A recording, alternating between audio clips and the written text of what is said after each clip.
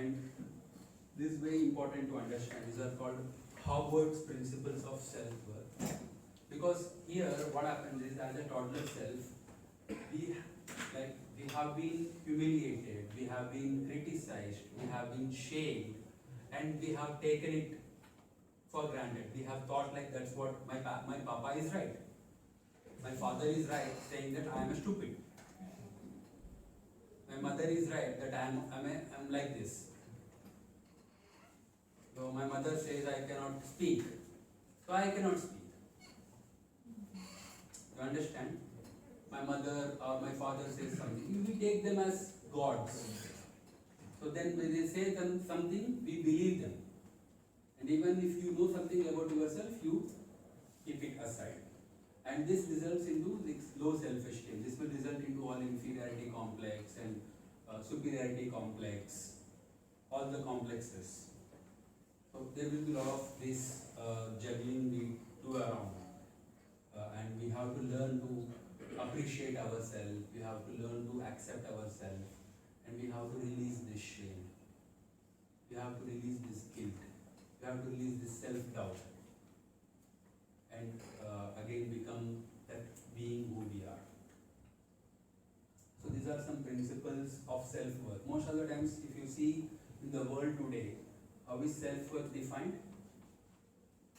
Based on the degrees, based on the money you have, based on the job, based on the designation, right? Based on the accomplishments.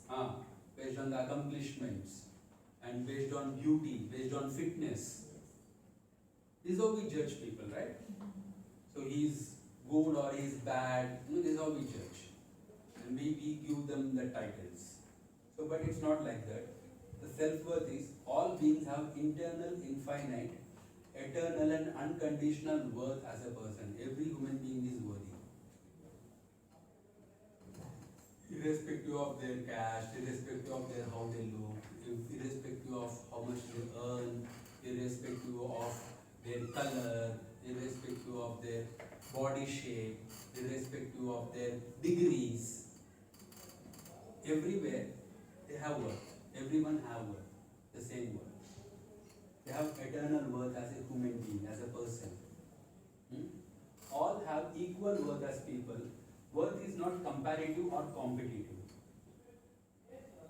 There is nothing like, you are more worthy than me. Everyone are equal. Everyone has the same worth. Externals neither add nor diminish worth, like looks, job, education, money, etc. This doesn't add to our worth or reduce our worth. This is what in our scriptures it was said. Purnamada Purnamidam.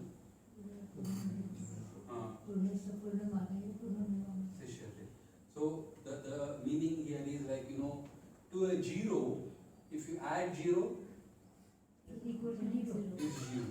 If you minus zero, it's zero. So same way to our soul, to our soul, which is infinite soul, which is that Purna, which is that completeness. Even if something is coming out of it, if something, a soul is coming out of, we are coming out of that soul, are we incomplete? No. From zero we have come, so we are what? Zero. Whether that completeness had got reduced by taking birth as a soul? No. Let's again we get into that completeness, or again we get into that. Did we increase our completeness? No. So that is what this sloka is telling. Like, you are already complete. You are already worthy. Just you need to recognize it. You have forgotten it. So that's what it is. Worth is stable and never in jeopardy, even if someone rejects you. Someone says, I will not marry you. I will not be friend with you. I will not, even not like that. You are like this, you are like that. They will reject us. They will tell us like, you are a bad human being. you are this, you are that. They will scold lot of times. Even that happens. Even if someone rejects us completely, still our worth is not gone. We are not reduced. So someone's acceptance and someone's rejection is not going to hinder your worth. At least if at all there is some problem with this understanding, what we do is, if someone rejects us, we also reject ourselves.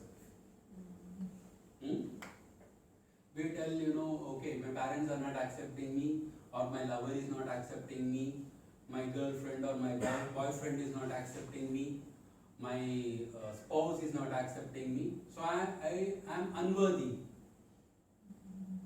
I am unworthy of love. There is no use to live this life. I will kill myself.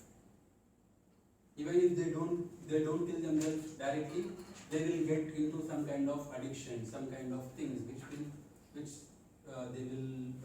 will lead to our self-destruction. So it's more important to recognize our own true worth. Making sense for everyone? Yeah. Worth doesn't have to be earned or proved. It already exists. Just recognize, accept and appreciate it. It's not like we study more, we earn more, we have few cars, we have more bungalows, we earn more money, we have a status symbol, right? Or do more volunteering work.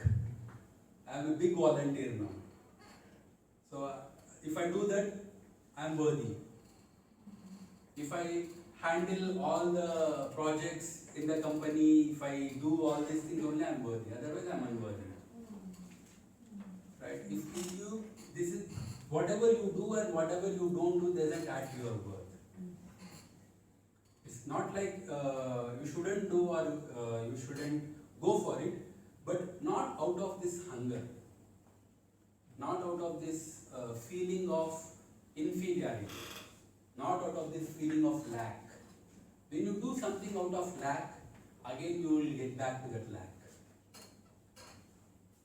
So this is what happens in our life also. Like, in my life, it has been a nice example for me in my own life. I have been always trying to improve myself. I am always running for something. And I was always looking that if I do this, my father will appreciate. So what I have done, I studied my engineering. At that time, I was not very keen to do job or this and that. But my father wants, so I wanted his acceptance. So I went for a job. And then at one point of time, what happened? I was admitted into a hospital, and my parents did not come to see me. I was operated, and all the operation, everything I have done alone. So anesthesia, 3 din hospital, 3-4 din, all the things I have done alone. And I felt very depressed. Thought like, my father is guilty because I did not get good marks in my engineering. I got only 60%. He was expecting 90%. So he's ashamed of me. So that's the kind of thought pattern I had. So I thought like, I will show my worth to you. So at the age of 24, what I was doing is I was living in a small room, which is let's say this much room, and I was spending all my money. I have given a very comfortable home to my parents, very big, 2000 square feet, big home, but bungalow. Then my parents are staying. I am paying the EMIs. I am making me suffer to make them happy, and I expect them like now they will accept me. See, now I was expecting to hear the words like now my father will say, see, this guy had struggled to give me this. He will appreciate me. No. So some other trauma also happened. That's a different issue. But the basic thing was what I was looking at is I was looking at something basically wrong. I was trying to self-sabotage myself in order to seek that acceptance or seek that appreciation. And then this happened, and then what I have done, I said like, I thought like, because I did not get good marks in engineering, he's not happy. So I will do an MBA. Again with good marks. Yeah, again with good marks, so that he will accept me now.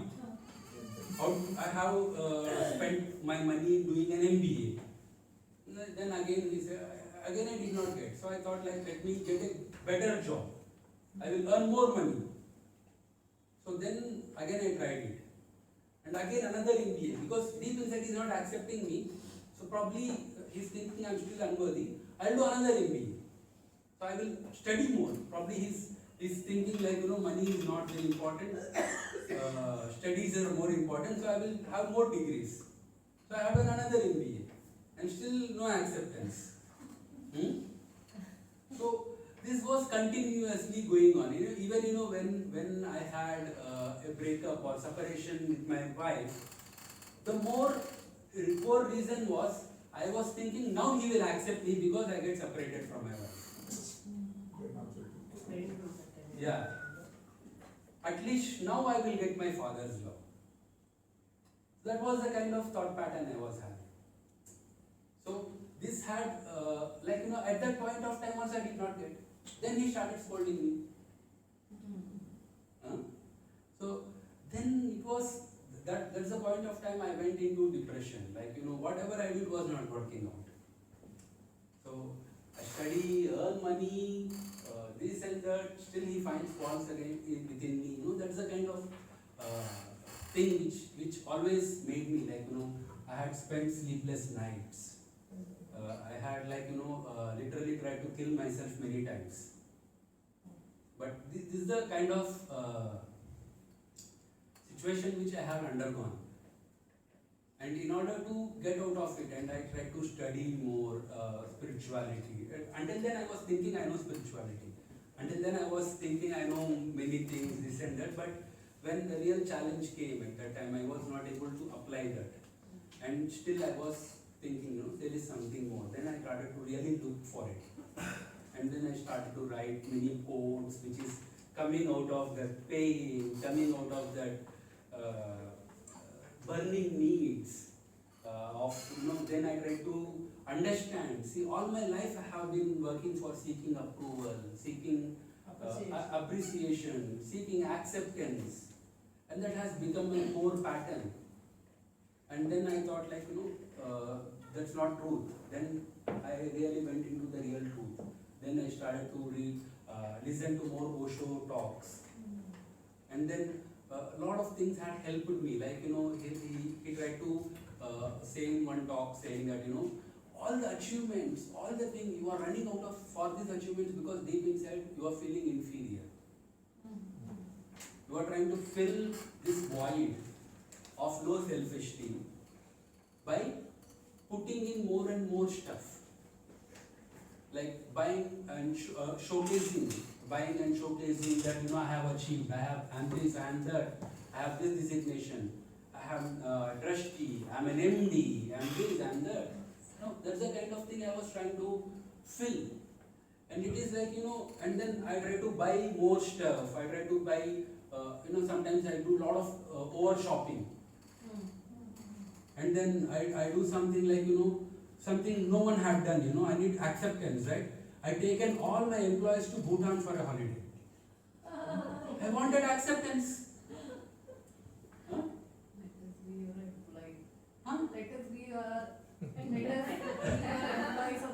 Yeah, but still what happened was, they again live their own life. Whenever they wanted, they want to live there. Did you get any acceptance and appreciation from your staff? Not much, not much. That's not hurting. Huh? See, my whole life has been this, I do something more to seek appreciation, I don't get it. The more you run behind, you will. That's true. So that's the kind of loop I had in my life. Always I kept running for love, running for this thing. I do more, but deep inside that lack, that abandonment again manifests. Again I feel like I'm abandoned. So this keeps happening because deep inside whatever the feeling is there, that gets manifested. When there is abandonment inside, that gets manifested. When there is lack inside, that gets manifested. So it's not about not doing something, but it's about the space, the beingness where you are. It's very important for us to recognize our own true self-worth. When that happens, when that happened, then even if some girl rejects me also, it's okay for me. I did not care. I will not care. That's okay. That's her problem. So that's the kind of thought pattern. Otherwise, then I would have thought, मेरे को ये लड़की भी नहीं देखता. That's the kind of thing. I try to take up more burden on myself. Earlier I used to do that. When employees resign, I try to be more self-pity and I will try to do something else so that they should feel jealous for leaving me. This is the kind of thing I used to do, but like slowly understanding spirituality and started to real spirituality, what is really soul, and started to read Upanishads, Bhagavad Gita, and again and again I started to read Bhagavad Gita, again and again started to read Upanishads, and beautiful knowledge, and it's more about who we are, this is the soul, the Purna, the completeness who I am. And the once I started recognizing it, once I started appreciating it, once I started doing that, slowly I started to heal. Now slowly I was working like, now I am not dependent on my father's appreciation. So slowly I was trying to get out of that entanglement which I had. Like I have been undergoing a lot of therapies, this and that. So this is how my journey had been, and this was one of the core things I wanted to teach, that shame. So the thing is, shame is something what world teaches us. But we need to acknowledge our self-worth, and we need to really embrace our true self, whoever we are, despite of what others think. Making sense for everyone? Yes. Yeah. So we'll do a small meditation now. Now it's 1:30. So remember something we shared yesterday?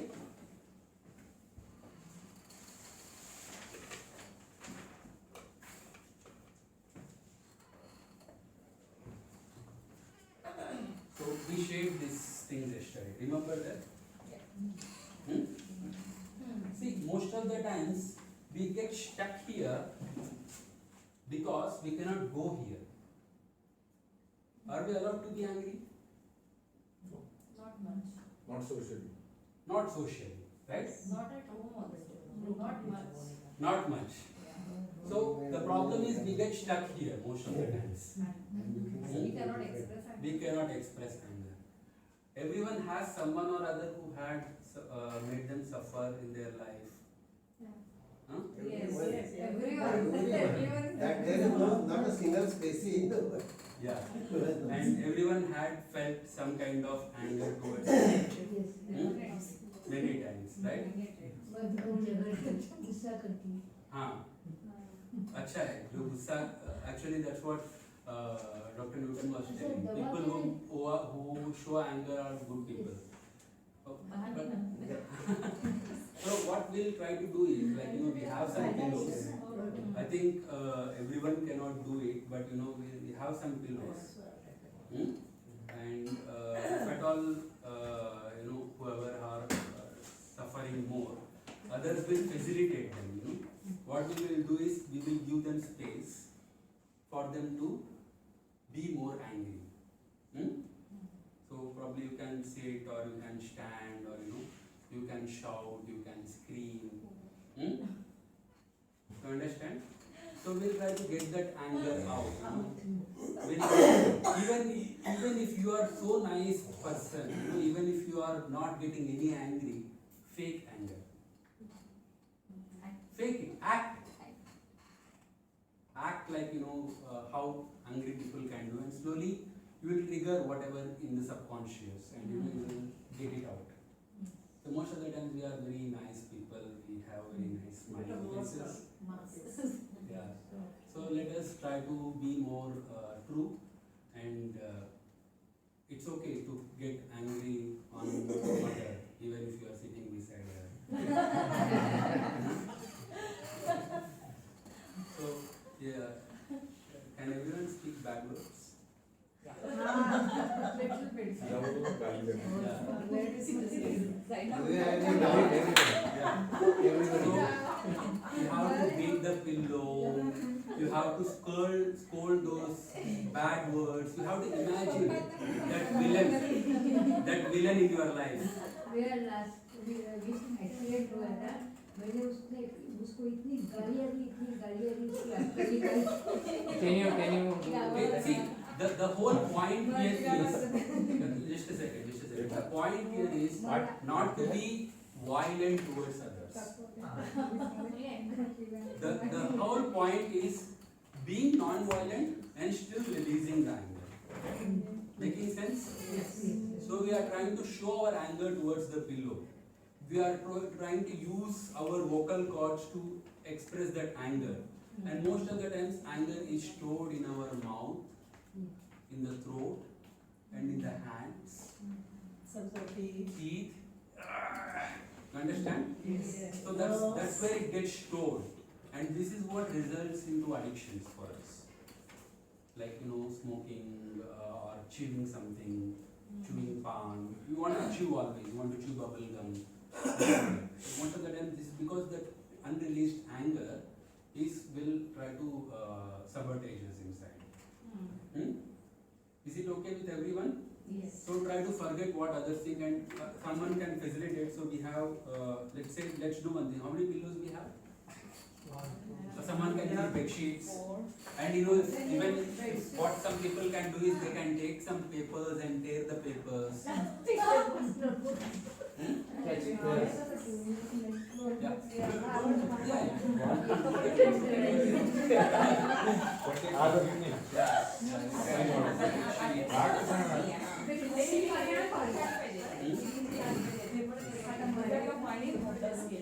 So how many people we have?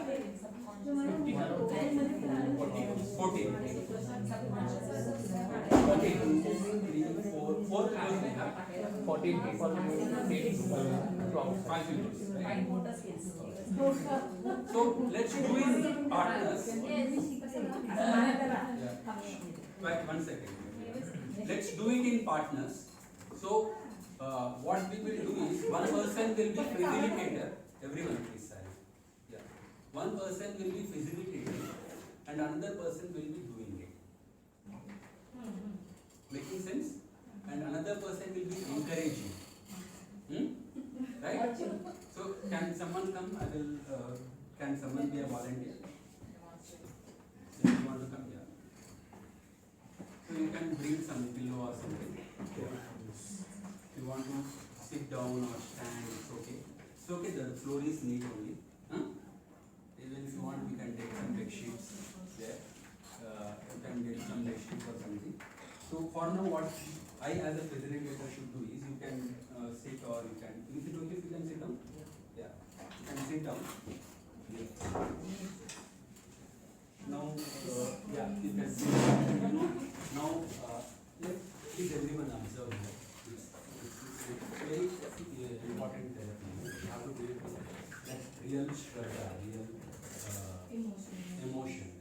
So now what I want you to do is, I want you to remember this person or persons who had hurted you in your life. You can close your eyes.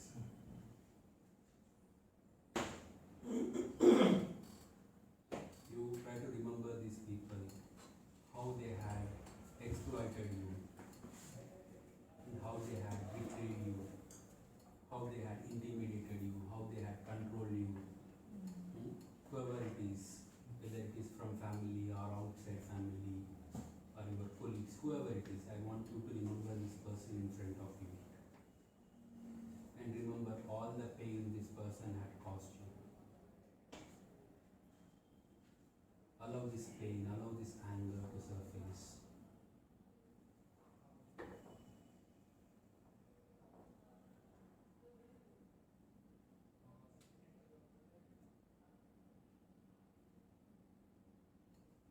Allow this anger to surface, allow this pain to surface.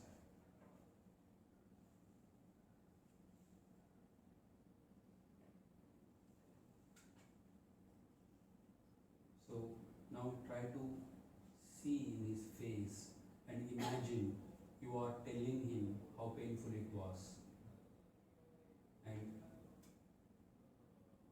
protecting yourself. You want to really be angry. You want to really be standing up for yourself.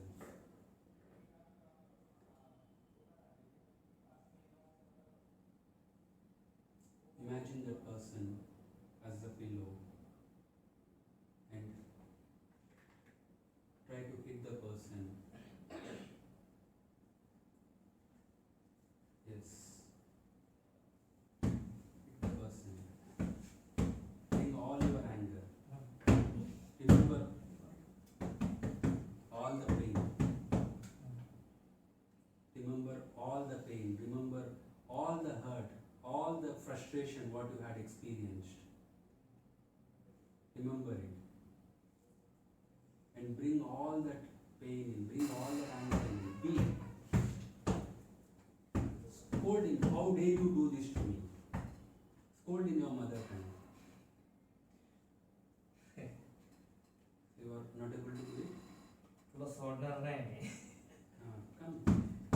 Me Very छोडेगा नहीं तुझे. Yes. Yes. बहुत पकड़ के मारेगा. Scold him. It's okay to scold, it's okay to cry, it's okay to beat.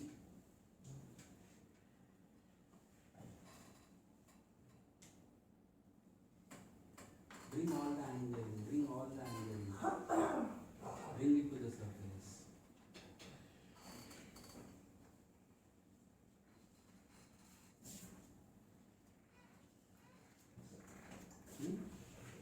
It's okay, but we need to be very intense and we need to be very real. It's not about what people say, but no, it's about our own healing. Is it okay? Yes.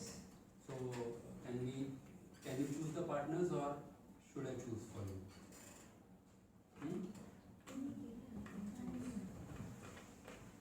Try to be more with male female. Huh?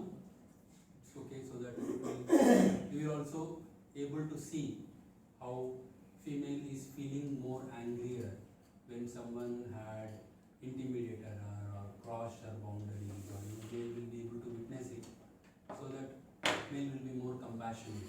When female also witnesses the vulnerability, the pain, what men also undergo, will be more compassionate.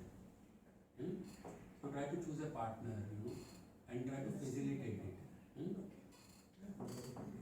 So let's I am very dangerous. so Be aware. so let's be more truthful and let's be more towards ourselves. Honest to ourselves. Honest to ourselves. Okay? It's very sacred thing what we are doing. It's very not entertainment.